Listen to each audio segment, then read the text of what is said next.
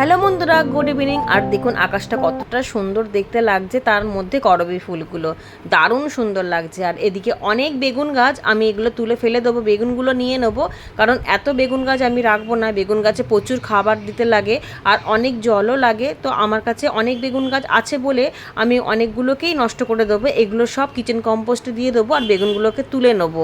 আর আমি যেহেতু বীজ থেকে চারা করেছিলাম, তাই অনেক বেগুন গাছ করেছি, তাই জন্য হিষ্টপিষ্ট কয়েকটা রেখে বাকিগুলো সব কিচেন কম্পোস্ট দিয়ে দেবো।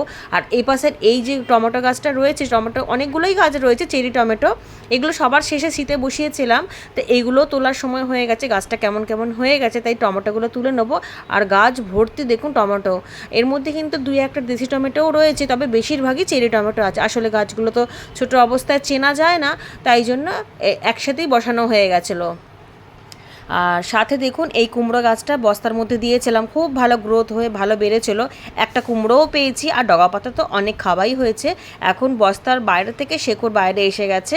কুমড়ো গাছটার অবস্থাটা তেমন আর ভালো নেই, মানে এর থেকে যে ফল পাওয়া যাবে তেমন না, তাই জন্য তুলে দেবো। আর কচি কচি কিছু পাতা আর ডগা নিয়ে যাব রান্নাঘরে, চচ্চড়ি টচ্চড়ি করে নেবো বা অন্য কোনো সবজিতে দিয়ে দেবো, কারণ অল্পই বেরাবে, কারণ সব পাতা টাতাগুলোই বুড়ো হয়ে গেছে। আর এদিকে চেরি টমেটোগুলোকে সমস্তটা তুলে নিয়ে গাছটাকে তুলে দেবো।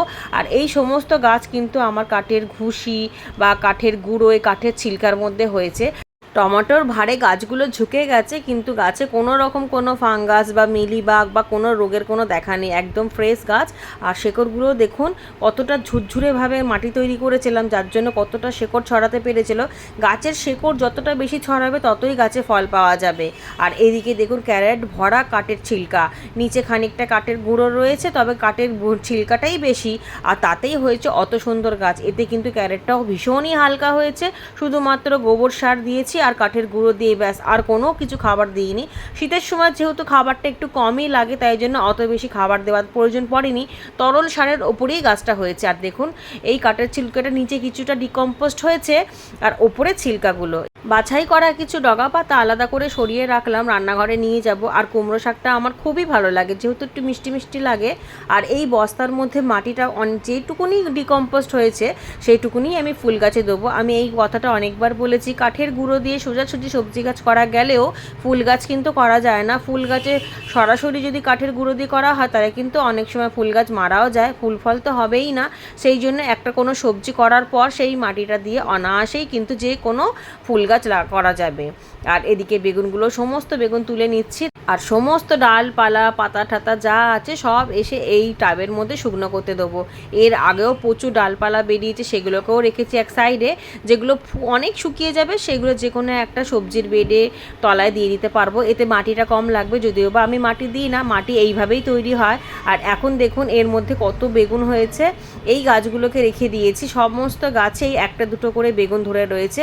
এগুলো সব একই সাথে চারা থেকে করা, তবে যেই যেই গাছগুলো একটু হিষ্টপিষ্ট বেশি আছে আর যেই যেই গাছ থেকে এখনও পর্যন্ত কন্টিনিউ বেগুন পাচ্ছি, শুধুমাত্র সেই গাছগুলোকে রেখে সমস্ত গাছ তো তুলেই দিলাম, আপনারা তো দেখতেই পেলেন।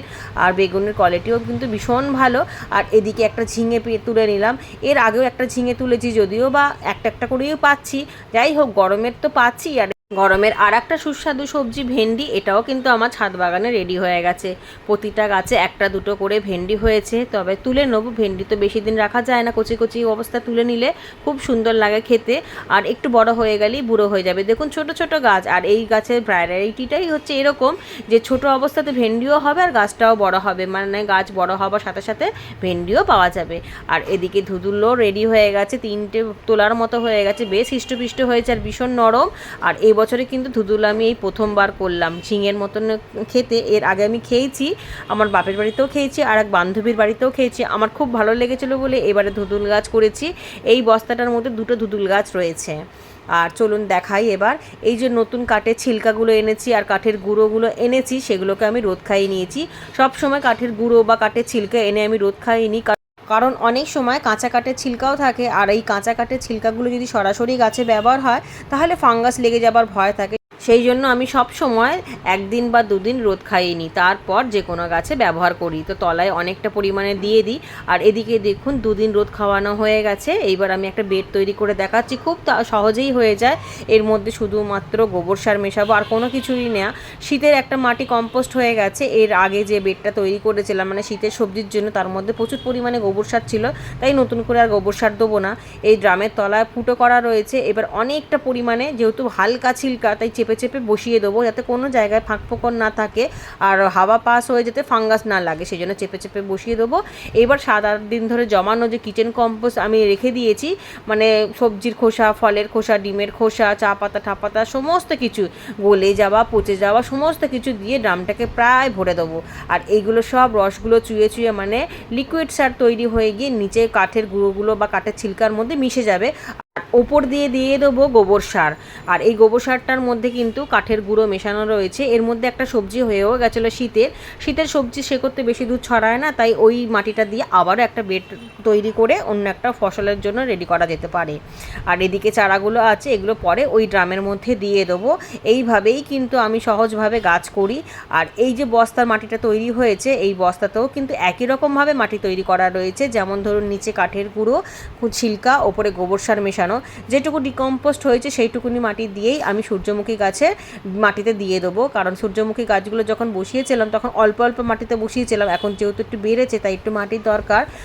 আর সেই কারণেই একটা সবজি হয়ে যাওয়ার পর যে বস্তার মধ্যে মাটিটা ছিল সেটাই আমি দিয়ে ভরাট করে চেপে চেপে দিয়ে গাছগুলোকে এক সাইডে রেখে জল দিয়ে দেবো।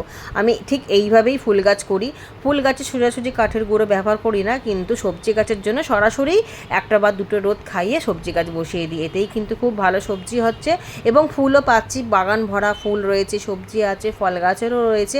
আর ভীষণ হালকা হয়, যেহেতু কাঠের ভুসি বা কাঠের ছিলকা বা কাঠের গুঁড়োতে কোনো ওয়েটই হয় না, তাই খুব হালকা হয়, অনায়াসে এদিক থেকে ওদিক নেওয়া যায়। সমস্ত কাজ তো শেষ হলো, এবার বাগানটাকে পরিষ্কার করতে হবে। আর রোজের বাগান যদি রোজ পরিষ্কার করা না হয় তাহলে কিন্তু কাজ অনেকটাই বেড়ে যায়। যদি ভাবি থাক আজকে করব না, আর গরম তো প্রচুর, এই গরমের মধ্যে কাজ করতেও ভীষণ কষ্ট হয়, কিন্তু সারাদিন এই খাটাখাটনির পর একটাই পাওনা থাকে, খুব ভালো জিনিস, যেটা হচ্ছে রাতের ঘুম। এত খাটাখাটনির পর কিন্তু ঘুমটা দারুণ আসে রাত্রির বেলা, তখন মনে হয় এক ঘুমে রাত কাবা, শরীরটাও ঝরঝরে হয়ে যায়, ফ্রেশ হয়ে যায়, আগামী দিনের জন্য খুব ভালো একটা এনার্জি পেয়ে যাই। দেখুন মোটামুটি ছাদ পরিষ্কার হয়ে গেছে। এবার ঝাঁটা ঠাটা দিয়ে মাটি ফাটি যেগুলো পড়েছিল সেগুলোকে তুলে রাখবো। এই টাপের মধ্যে যে সব পাতা টাতা ছিল সেগুলোকেও তুলে রাখবো। তারপর টবগুলোকে সুন্দর করে গুছিয়ে গুছিয়ে সরিয়ে রাখবো। টবগুলো যেহেতু নিচে রেখেছিলাম মাটি ভরার জন্য, এবার সাজিয়ে সাজিয়ে রাখবো, কোনটা আগে কোনটা পরে, তাতে দেখতেও ভালো লাগবে আর কাজটাও কমে যাবে। আর সব কাজের শেষে আমি গাছে জল দেবো। আমি আগে গাছে জল দিই না, কারণ আগে যদি গাছে জল দিই তাহলে কাজ করা যাবে না, কাদা কাদা হয়ে যাবে, কাজটাও খারাপ হবে আর দেখতেও খারাপ লাগবে, আর অনেক জলও নষ্ট হয়ে যায়। এই দেখুন কাঁচা পাতাগুলো অনেকটা পরিমাণে কিন্তু শুকিয়ে গেছে। এগুলো একটা অন্য বস্তা রেডি করব সবজির জন্য, সেই বস্তায় দিয়ে দেবো। আর কাঁচা ডালপালা যেগুলো দিলাম সেগুলোও 4-5 দিনে খুব ভালো শুকিয়ে যাবে। আর এই শুকিয়ে যাওয়া পাতা দিয়ে কিন্তু গাছ খুব ভালো খাবারও পেয়ে যায়। চলুন মোটামুটি কাজ শেষ। এদিকের এই গাছগুলোকে এক সাইডে রাখলাম। এগুলো হচ্ছে তুলসী গাছ, আর আমি ছাদ বাগানে তুলসী গাছটা একটু বেশি করি, কারণ পুজোর কাজেও হয়ে যায় আর কেউ চাইলে তাকেও একটু দেয়া যায়, সুতরাং তুলসী গাছটা সবসময় আমি একটু বেশি করে করি। তো ছাদ পুরো পরিষ্কার হয়ে গেছে, বালতি এনে রেখেছি। এবার সমস্ত গাছে জল দিয়ে দেবো, আর কিছু কিছু গাছকে স্নানও করিয়ে দেবো। দেখুন কত সুন্দর পরিষ্কার লাগছে। ছাদটাকে যদি রোজ একটু করে পরিষ্কার করা যায় তাহলে কিন্তু কাজের চাপটা অনেকটাই কমে যায়। ঠিক আছে বন্ধুরা, সবাই খুব ভালো থাকবেন, সুস্থ থাকবেন।